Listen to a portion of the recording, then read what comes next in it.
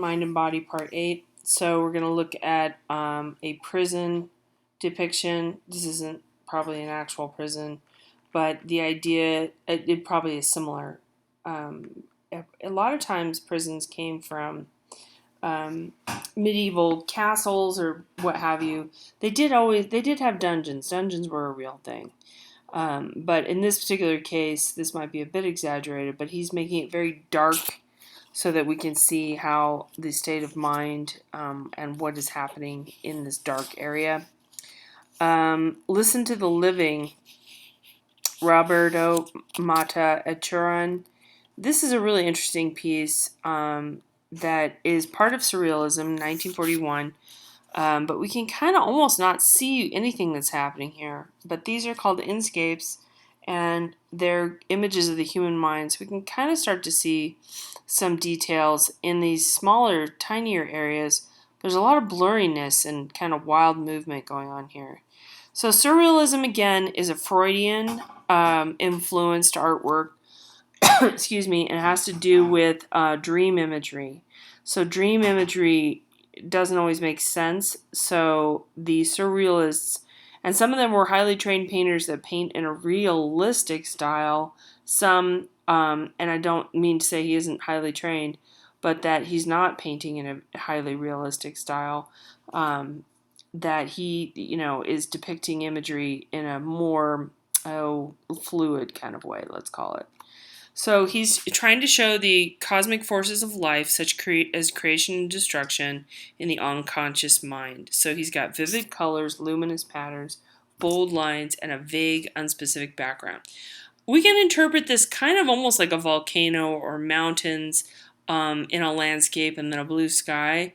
But that would be very loose, I think it plays with our ideas of what a landscape image might look like.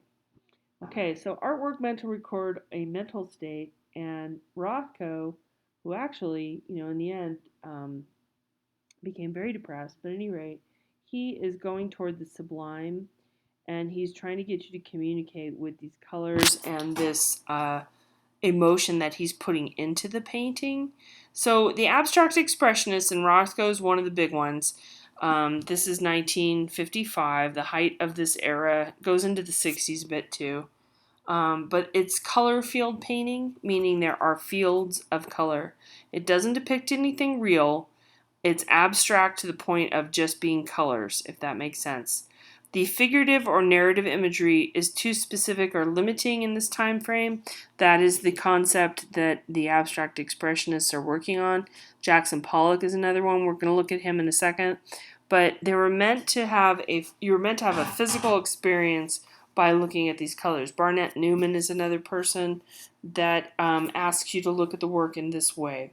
So by the glowing colors and the hovering shapes, the artist is hoping to allude to a sublime, transcendent state of being. And I will tell you, for me anyway, in a room full of Rothkos, I have really been reduced to tears. It's a very emotional experience. There's a lot of emotion in the paint itself. I don't know how to explain that to you until you experience it yourself, but you're not always going to just respond to something that looks like you or looks like something you know. There are works of art that are going to be abstract to the point where you don't recognize anything and you still have a very emotional or deeply profound experience. Okay, the actual body in art. Now, we did kind of look at our Maori gentleman with the tattooing, but that was more of a concept of the body, if you will. This is the body in art. And now, in many cultures, the body is actually used for painting purposes and ritual purposes.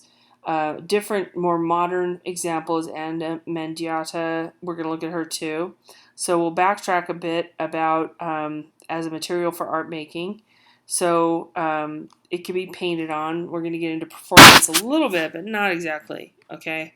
So the living body energizes, personalizes, or adds emotional content to the artwork. And in many cultures, body painting is the same as wearing a mask.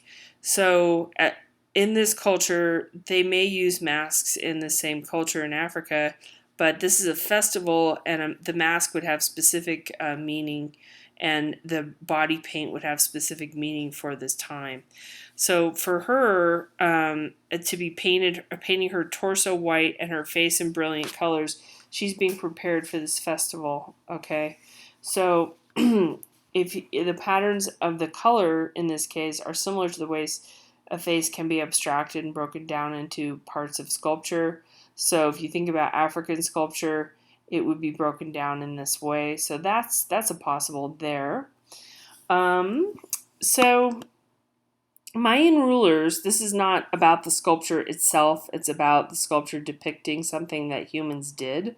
So the Mayan rulers decided that a flattened forehead was an aesthetic ideal, okay? So they put these wooden blocks, they put these things around their heads, and they smashed the soft skull of a baby, like until they were old enough that it would hold the form. So that was for aesthetic purposes. The Egyptians did a very similar thing. It's kind of interesting because there's a lot of parallels between these two cultures, the Mayan and the Egyptians. But at any rate, their hair was cut and sculpted in a dramatic way, which we can kind of see here. But you see this flatness, so there's not a rounded head here. This is kind of getting flattened into that shape because that was the ideal at the time. Ana Mendieta, she is an artist that deals with her body and about the earth, like she's connecting to the earth. So she would cover herself in mud frequently or cover herself with flowers. In this case, she's doing mud with a little bit of plants that would be localized. So she would kind of go into that space and she would take things from the area and she would pose as a fertility goddess, if that makes sense. So this work was from the 1970s. She was Cuban. She died an early death, and I'm not exactly sure on the details of that, but she would create these poses and these different ways of interacting with nature. So her living being would be joined with the earth in a ritualistic sort of a way. And this is in our modern era. This is a modern woman, dressed like anyone else in 1970, but she's deciding to embody sort of an earth spirit and reconnect with the earth.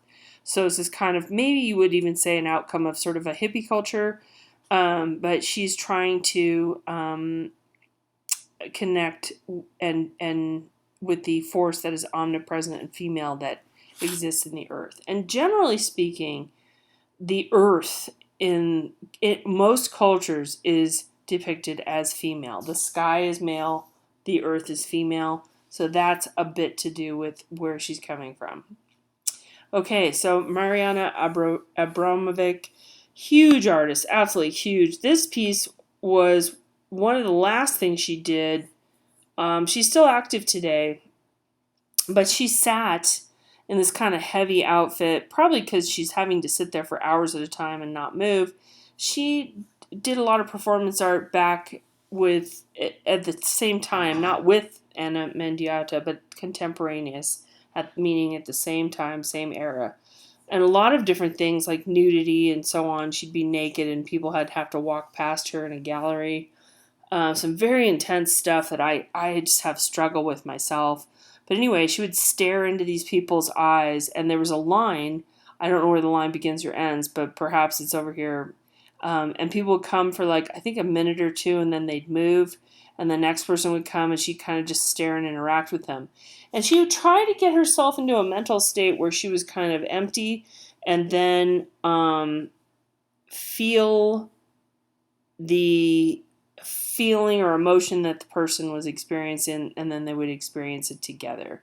But she pushes herself, to the limits. My goodness, sitting there for that long period of time. Her body is her artwork. 736 hour long piece. Amazing. So, I mean, she would break when the museum closed, but she just sat there for probably 3 or 4 hours at a crack. I don't know even if she had a lunch break. I'm going to assume she did. But it's mind-boggling to think of. And it created a space of stillness in the crowded museum. and it slowed down time in the sense that if all you're doing is interacting with someone silently without talking, that's pretty powerful because we don't really do that in our normal circumstances, right? Okay, Jackson Pollock, the action painter, Mr. Abstract Expressionist, top of the food chain, big deal guy, okay? 1950, he's doing his drip paintings. Now, what he is doing is documenting the emotions of the body. So that's his important tool is himself, his fingers, hands, arms. Now, I will tell you, artists, and I'm one of those people, artists love their hands and their arms. We have probably a crazy overboard affection for these instruments because that's how we get to make what we make. And we get to know them probably better than some. I'm looking at my hands now, of course, because I just said that. But in his case, he's using his body. He was painting in using brush strokes. His original paintings, or his earlier paintings rather, were in that way. And then he started to drip, had a full brush that kind of dripped a little bit, and he thought, well, that's interesting. So then he started to lay down canvas and then record these motions of the body, like he's going,